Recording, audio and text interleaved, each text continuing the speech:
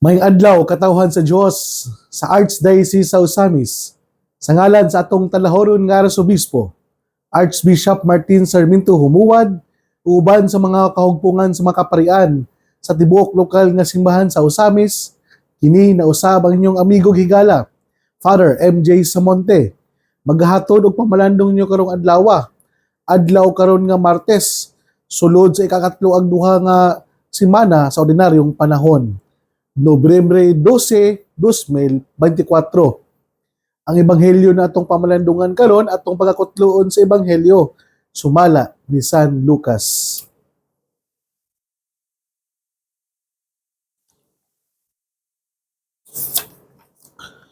Si Jesus miingon, pananglitan adunay usa ka ninyo nga may sulugoon nga nagdaro o nagatiman sa mga karnero. Inikabot niya gikan sa uma, ingnon ba ninyo siya? Pagdali diha aron mukaon ka. Dili gayod. Imo hinuon siyang ingnon nga andama ang akong panihapon ug unya pagtapis og silbihi ako. Human niini ikaw na usab ang mukaon. Ang usa ka sulugoon dili angay nga pasalamatan tungod sa iyang pagtuman sa sugo, dili ba? Mausab kamo kung nakabuhat na kamo sa tanan nga gisugo kaninyo, ingnan ninyo, mga sulugoon kami, ug nagbuhat lamang sa among katungdanan. Maigsuon ang ebanghelyo sa atong Ginoo. Daygon ikaw, Kristo.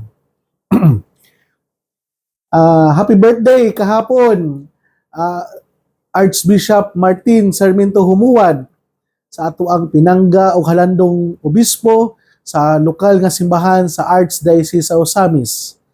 Bishop, salamat kayo sa imong pagkagasa.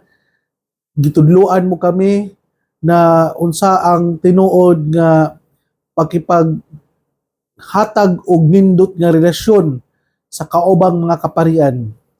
Wala lang ka nagtudlo, kundi ikaw ang nahimong modelo kanamo na paghatag og kanang greater emphasis and to magnify what we call the sacramental brotherhood.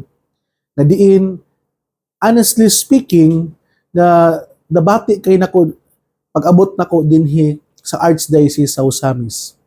Salamat usab sa imuhang pagkabuhing ihemplo nga gitudluan mo kami sa pagkamahinatagon.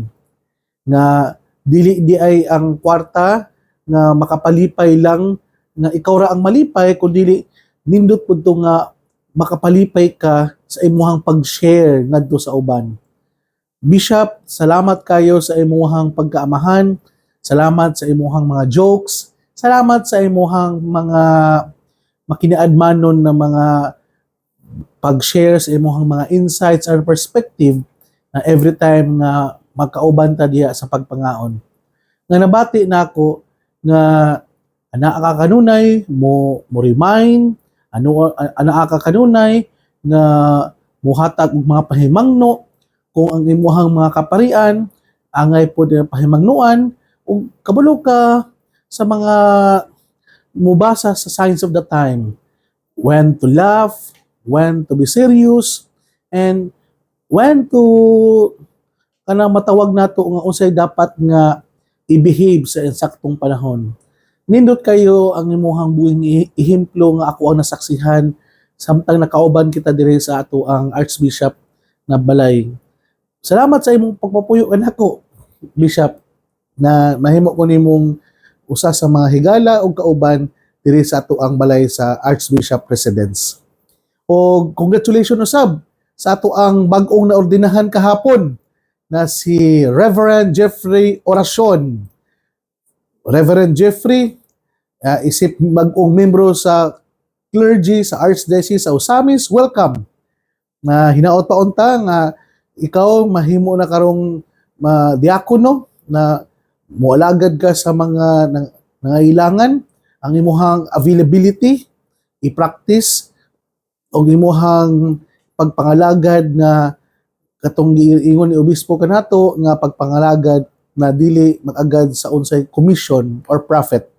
Pag-alagad na selfless nga klase nga pagpangalagad na bisan pa man nga ma-recognize or acknowledge man atong mga effort o ato ang mga kakapoy, pero ang Diyos kanunay naglantaw sa imuhang mga gibuhat na sakripisyo diha sa tago. Once again, congratulations, Reverend Jeffrey Oracion, na bago lang na ulinahan kahapon dito sa mission station sa Katipunan. Ug sa ilahang kura paroko na si Father Luloy Balbuena, congratulations nga ipahigayon po ang imuhang pista karon sa Katipunan, Sinikaban, Misamis Occidental.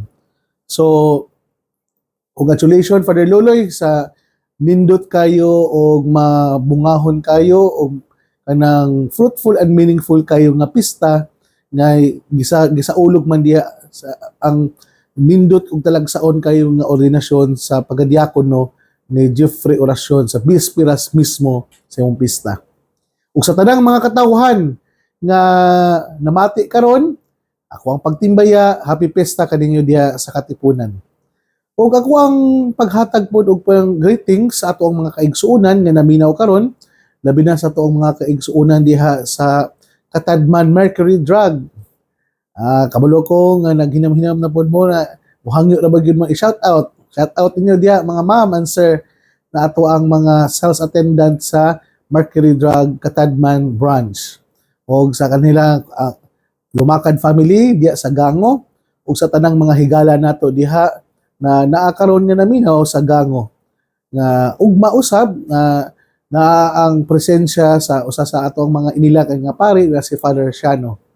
O mga igsoon ko ni Kristo, hinaot paunta na sa ato ang pagpadayon, sa ato ang pagpangalagad diha sa simbahan o diha sa atong Ginoo, sama sa atong ebanghelyo karon, kita gipahinumduman na kung kita di ay tinuod nga nangalagad sa simbahan, dili na di angay pa nga maghulata og recognition and acknowledgement kay usahay manggod ang tinubdan sa ato ang strength, tinubdan sa ato ang inspirasyon diha sa pagpangalagad, labi na kung ma-recognize ang ato ang effort. Pero we cannot deny the fact that there are times in serving God and serving other people na dili gyud inana dayag na verbally mapasalamatan ta sa mga taong gialagaran nato. Sa mga parokyano nga nangalagad sa ilahang sa nagkadaiyang mga parokya, please, ayaw yung tawo mo pangluod, ayaw mo katagam sa mga panahon nga dili mo mapasalamatan sa inyong kura paroko. Bisan pa man nga inyong effort, inyong mga paningkamot, dili man ma-appreciate, pero ato ang timan-an kanunay na sa ato ang pagpangalagad o pagserbisyo sa ato ang parokya, wala ta mianha diha to please the other parishioner and to please our parish priest that klaro og tataw nato ang ato ang paghatag og oras ug panahon sa pagpangalagad sa atong parokya, sa iyang simbahan o sa katawhan sa Dios. Nagtuo kita nga kini mo'y makapahimuot sa ato ang the great master and the great na Lord na mo'y gusto natong i-please. Yes, tinuod man, part of our human nature is to be acknowledged and recognized. Human needs na.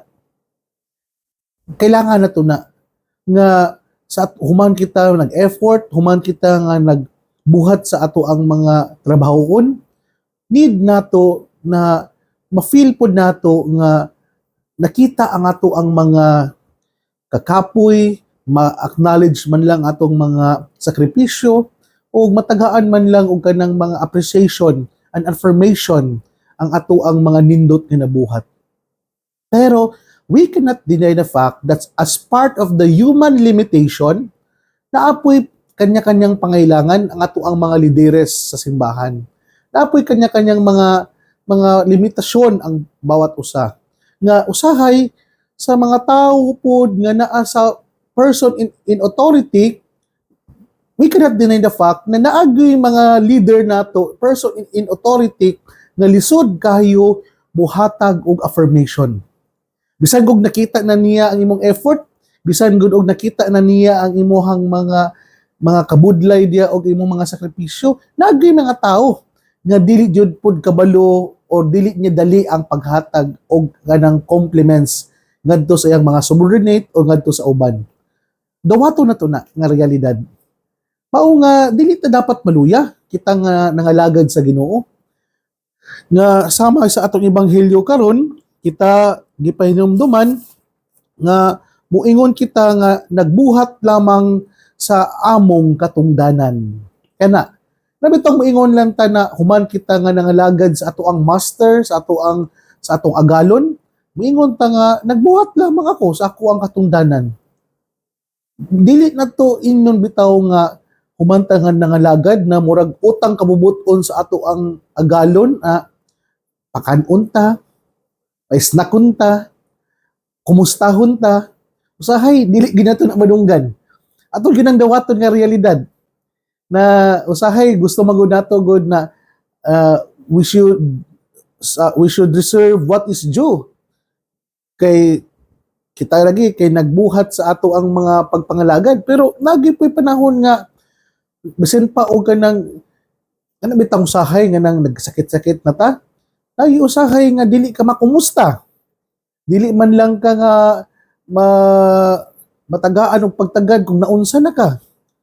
Hinaot pa unta that we are mature enough, my dear brothers and sisters, kung mahitabo man ni nga realidad sa ato ang kinabuhi, we should be always mindful na ang ato ang pagpangalagad ngadto sa uban, ngadto sa simbahan, ngadto sa Dios, not because para mailhan ta. No. Dili man ta ilado diri sa kalibutan, wala man nila nailhan o na-recognize ang ato ang mga effort at nindot na mga buhat, pero nasayod kita ng ato ang langit ng amahan.